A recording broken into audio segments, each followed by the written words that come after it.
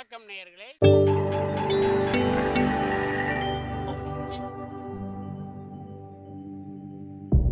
மகிழ்ச்சிக்கோர் தென்கட்சி என்ற அலைவரிசையில்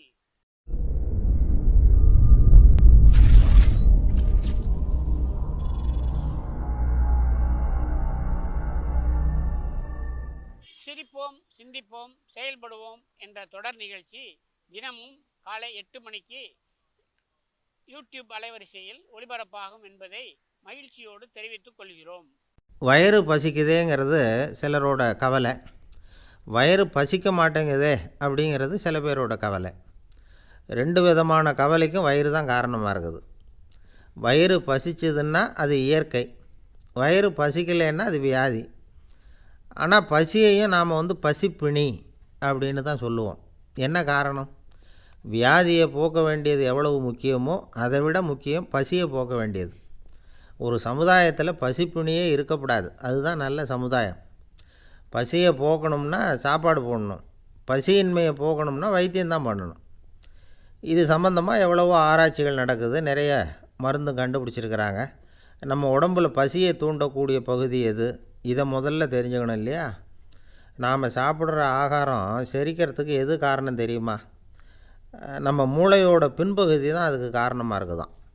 மூளையின் பின்பகுதியில் நரம்பு செல்களால் ஆன 2 வகையான ஆரக்சின்கள் தான் பசியை உண்டாக்குது அப்படின்னு கண்டுபிடிச்சிருக்கிறாங்க.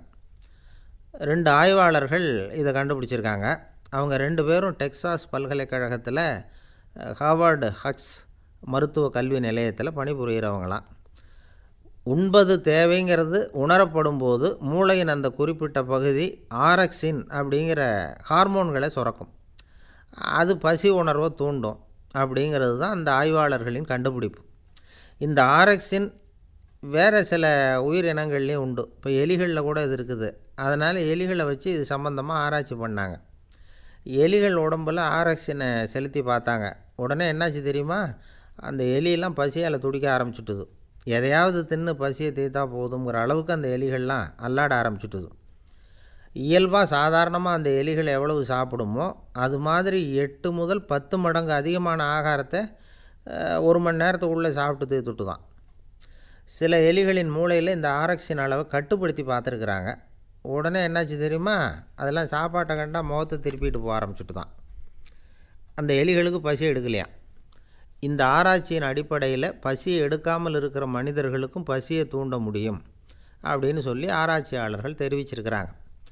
ஆக ஆரக்சின் தான் பசிக்கு காரணம்ங்கிறது தெரிஞ்சு போச்சு. சரி, இந்த ஆரக்சின் அப்படின்னா என்ன? அது ஒரு கிரேக்க சொல். அதுக்கு பசின்னு அர்த்தம். நம்ம ஆளுங்களுக்கெல்லாம் பசியை தூண்டுறதுக்கு மருந்து தேவையில்லை, பசியை குறைக்கிறதுக்கு தான் மருந்து தேவை.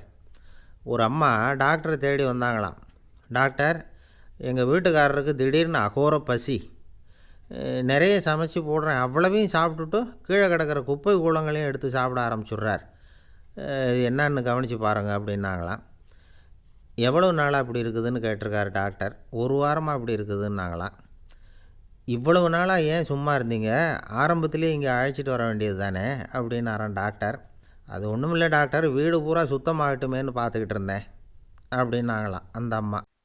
ஐயா தென்கட்சி கோ சுவாமிநாதன் அவர்களின் மகிழ்ச்சிக்கோர் தென்கட்சி தொடர் நிகழ்ச்சியினை கேட்டு பயன்பெறுங்கள். நிகழ்ச்சியினை பிடித்திருந்தால் உங்களுக்கு கமெண்ட் பாக்ஸில் உங்கள் கமெண்ட்டுகளை பதிவு செய்யுங்கள், ஷேர் செய்யுங்கள், லைக் செய்யுங்கள், கண்டிப்பாக சப்ஸ்கிரைப் செய்யுங்கள். நன்றி, வணக்கம்.